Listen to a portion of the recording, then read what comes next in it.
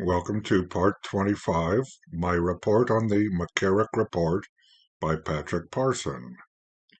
Today we start Chapter 9 of the McCarrick Report, titled Bishop Hughes, Bishop Smith, and Bishop McHugh's Knowledge of McCarrick's Misconduct. It is disturbing to find that not merely one or two, but three bishops of the church were aware of McCarrick's behavior, yet he was allowed to continue seemingly without anyone raising a finger. Now, this chapter 9 is broken into four parts. A. Information received by Bishop Hughes from Priest 4, 1989. B. Information received by Bishop Hughes from Priest 1, 1993 to 1996. C. Information received by Bishop Hughes from Priest 3, 1994. And D. Incident at Newark Catering Hall, January 1990. Section A starts with information received by Bishop Hughes from Priest 4 in 1989.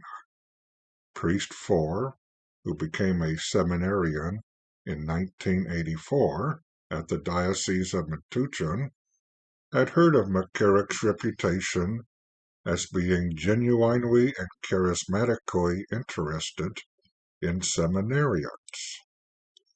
Soon after he became a seminarian, Priest 4 received a call from the diocese vocation director, Monsignor Anthony Joseph Gambino, who told the seminarian that Bishop McCarrick wanted to see him. The seminarian, not yet a deacon, went to visit McCarrick at the bishop's residence. After some conversation, McCarrick said he wanted to examine a rash on the seminarian's neck, and unexpectedly pulled the shirt off the young man and rubbed the hair on his chest, saying the seminarian had, quote, a strong, hairy, manly chest, unquote. Although Priest 4 felt extremely uncomfortable by McCarrick's actions, feeling it was odd and creepy, he did not perceive the physical contact as sexual, at least not at this time.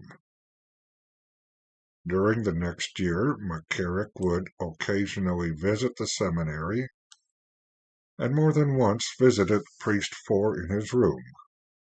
McCarrick would sit on the seminarian's bed and touch the young man's shoulders and back, saying things like, "Some day I will lay hands on you when I ordain you." Although Priest 4 had not lived a sheltered life, and found McCarrick's actions both intrusive and odd, he did not think they were sexual because of McCarrick's age.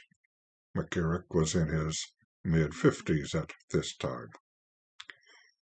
In the summer of 1985, Priest 4 received an invitation from McCarrick to an overnight trip with other seminarians to the beach house in Seagirt. Because of McCarrick's previous behavior, Priest 4 talked to Monsignor Gambino, who he trusted. Gambino recommended going, adding that not accepting the invitation would be frowned upon by the bishop. The seminarian went, and the trip proved uneventful. Later that summer, he accepted a second invitation to the beach house, along with 3 other seminarians. After some activities during the day, including Bishop McCarrick celebrating Mass, and after dinner, McCarrick announced that he had miscalculated the number of guests and beds. The seminarians were already aware of this.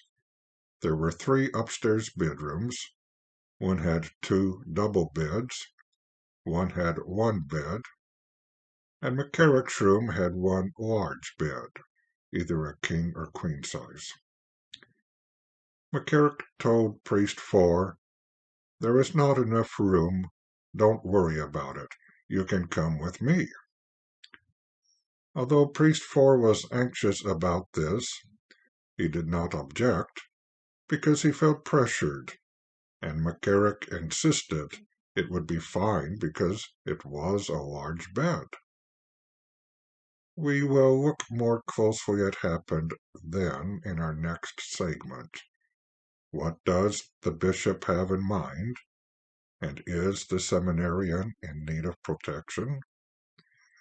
Let us remember that we all need God's protection as we recite the Fatima prayer.